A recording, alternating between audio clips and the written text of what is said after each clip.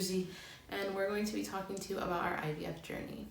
So we were talking with the doctor about like all the different appointments that we had to do. We were going to follow up with her and doing it at the doctor's office. And the pandemic hit.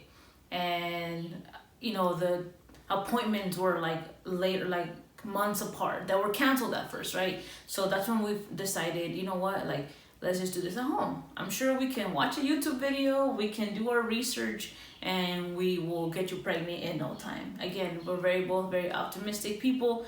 A lot of things have just worked in our lives like that. We're just because of our optimism.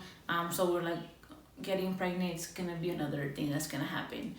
We started trying this in February. Attempted. We would set up a whole thing, making sure like we will order the sperm that, if you are lucky to have sperm, is costing us every time $1,400 for a sperm. For 2 vials. For 2 vials.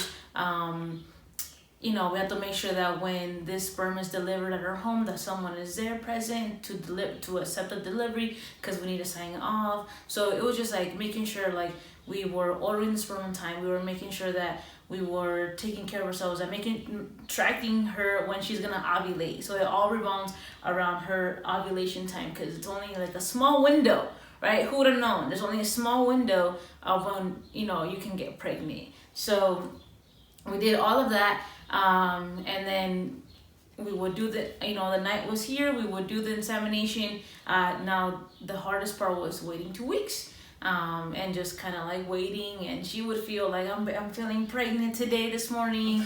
It was just like a roller coaster of like just feelings and emotions. And then at the end of those 2 weeks, she would test, take a pregnancy test, and then it will come back negative. And that happened over and over and over. So it was not until March, right? March, when we were like, you know what, like we've been spending each month, we spend around like, again, anywhere between like $2,000 each time we were attempting, and we were like, you know what, I think we need to, maybe think about IVF. Well, not necessarily. So when in March, right, is when the pandemic hit, and that's when everything closed. Now the doctor actually refused to help us with like a in the doctor IUI. They call that an ICI. They didn't want to help us until we had what's called an HSG. So an HSG, if you don't know, is just something that goes ahead and makes sure that your tubes aren't blocked, your fallopian tubes. And a lot of women have blocked tubes and don't even know. Some people have one tube blocked. And either way, we just thought like, well, I'm not going to have any tubes blocked. So that's why we just kept ordering the sperm. And the big reason why we decided to do it at home is because we didn't want to wait for these lab appointments to open up. We're like, okay, there's a pandemic. What better time than for us to just stay at home and try to get pregnant? But as Susie said, it started to get expensive, and we kept getting these negatives. So we're like, all right, let's just keep trying to schedule this HSG. Like, even though, they're closed, let's keep calling. So I'm calling the lab on a weekly basis, just like, hey, did any appointments open up? And unfortunately, we're not able to get our first appointment for an HSG until June. If one thing about me that you'll learn is I don't like to wait, and my wife knows this. So I was like, okay, well, while we wait for our appointment, let's just keep trying. Even though we were kind of like free throwing $1,400 down the drain. That's like the $1,400 just the sperm. Then the shipping, $240 for the shipping. So yeah, we were just kind of like $2,000 each month. Yeah, basically just free throwing around $2,000 each month down the drain. And then again, we just realized that we weren't having the best luck. And we had to like really think about this idea of her tubes being blocked being a reality. And once we finally were able to get an appointment to finally do this HSG, that's when our world was just turned upside down. First of all, the HSG was such a painful process, and nobody really tells you that it's painful. You're just like, okay. And the cool thing about a HSG, for those of you who don't have blocked tubes, when you do go for HSG, it makes your tubes super clear for the next 6 months. So Susie and I thought we would go for this HSG. My tubes aren't going to be blocked, and if anything, it's going to better our chances of getting pregnant and continuing to order sperm. Well, that's not how it went. I was in my lab appointment for about 40 minutes as they tried to force, anything through my tubes, and it just it wasn't working. My tubes were completely blocked on both sides. So naturally we were devastated. Like Susie said though, we did kind of talk about like, what if we have to go the IVF route? But we're just like, nah, like that's not gonna be us. Like, come on, like everything just, works out. So Sasha and Susie, we're gonna figure it out, and clearly that's not how it went. So after we found out about our HSG and we had like kind of a week to grieve and just be sad about it. We did go ahead and schedule our first consultation. So what was really good about that is through our doctor, she was able to refer us to a clinic, and this clinic also did take some of our insurance. So something that I will comment on later, but like if you can find a facility that takes your insurance, definitely go that route because you will get discounts. And it's like funny to say discounts because it's like, right, it's so expensive either way, but if you can save any money along the way, just make sure you do that. So going for the consultation was really surreal for us. I think she's a lot better now, but I think when Susie sees large numbers, it's like really discouraging. I can think about our wedding, I can think about our house, and every time it's like a big expenditure, Susie's just like, whoa, like what the hell is this? Again, I'm just someone who budgets, right? I'm not just someone who I'm gonna dive in and say yes the first time something is proposed to me. So that's just how I am, and of course I'm a lot better. But that's one thing that we'll talk about a little bit later. Just like making sure that you and your partner, whoever is, you are doing this IVF and going through this IVF journey, make sure that you both are on the same page. But yeah, that was first time we heard about the IVF and just like the packages. And again, I'm just like, how are we gonna afford this? Where are we gonna get this money from? So they quoted us originally at about $18,000. Now keep in mind this did not include the medication. And just other things that kind of just came up. Oh, and don't forget, we still have to buy the sperm. It's not like, just because you're doing IVF, it doesn't come with it's not included. No sperm included, right? So I can still remember that day. We had our little IVF package, our little folder where they tell you everything and how much everything's gonna cost.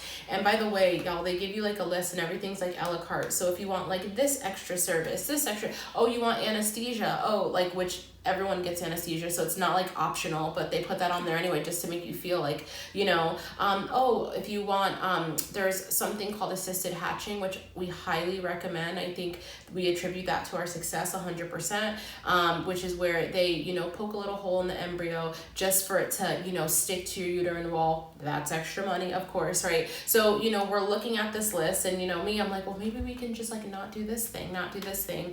We ended up getting everything on the list, so just a heads up, if you look at the list, you're like, maybe we don't need those things again, because we're talking about our future baby, right? So why wouldn't you want to include, it's like, okay, I'm okay they're born with this, or like, like it kind of makes you feel that way when you're first looking at this and you're again like a la carte, like just picking what you want for your baby, and like you want your baby to get tested and making sure they don't do that causes money. So it's like, it's like an awkward position that I think, just picking and choosing what your package to be. Yeah, and I think Susie brings up a good point, especially when it comes to like the pre-genetic testing. When you do this process, you want the best chance that you can possibly get. So it makes you feel like you have to do certain things. So for us, we actually declined and did not do the pre-genetic testing because I'm only 29. They say usually like 35 and over is when you try to do the pre-genetic testing just to make sure there aren't any issues with the baby.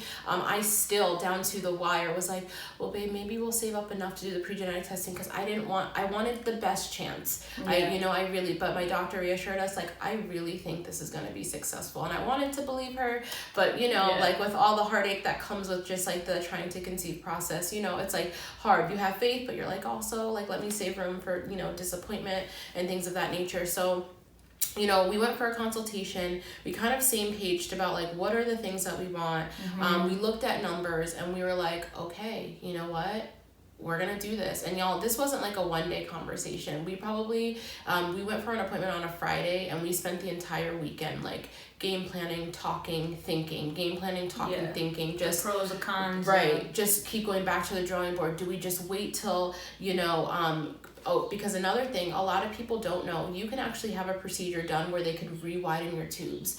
But again, y'all remember, I don't like to wait. So all I kept hearing was another delay in our, trying to conceive journey. And then one thing also that she did say, like, she doesn't like to wait. Another thing that added to the waiting is that, again, because of COVID, they were prioritizing clients that had made appointments back since everything closed. Right. So they were backed up on their appointments already. So like that meant that her name was gonna be at the bottom of that list. So it meant waiting a year, possibly 2 years. Because again, when we were back in March, like COVID was just like, okay, is this ever, like, it wasn't as bad until later, but it was getting bad, and right. everything just closed. Everything was closed at once. I couldn't go to our appointments with her, when we started sharing a little bit more about like just how we continue with IVF.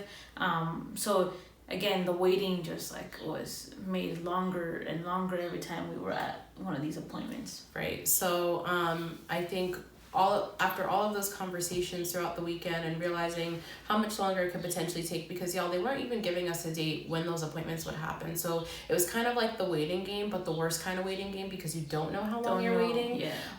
And so that's, I think, what really helped us finalize our decision once we thought about like, okay, what are some things we can do? Okay, maybe we can budget here. Maybe we could work summer school there. Like we just really were like, okay, like what are we gonna do to make this happen? And a lot of it was getting on the same page and having those conversations. So highly recommend that, especially because when the process starts, it becomes really easy to play like the blame game, or feel like sorry for yourself, or feel like you were forced to do something. And you'll feel so much better, whether you're doing it alone, whether you're doing it with a partner. You'll feel so much better knowing you are 100% confident with the decision that you made, even when you're having the worst day ever. So just something, just another thing to consider. So just some things to consider if you are thinking about going the IVF route. So one thing that I would definitely look into is just shopping around. Y'all, we live in California where there are a bunch of fertility clinics. Like literally, like you can find them everywhere. But it was really important to us that we had a clinic that accepted our insurance. That was why we were able to save as much money as we were able to save. And I think altogether we saved about $8,000, which, in the grand scheme of how much we spent, it might not seem like that much, but it was a lot for 2 teachers. How much honestly total right now to this date is about $35,000 is what we spent on this journey. That's including medicine and all. So but hey, like again, y'all, like if there's a will, there's a way. So again, just really think about shopping around, finding the best clinic for you. It was also important that, our clinic how do you put this? Accepted people of color, took care of people of color. So it was even important for us. Queer friendly.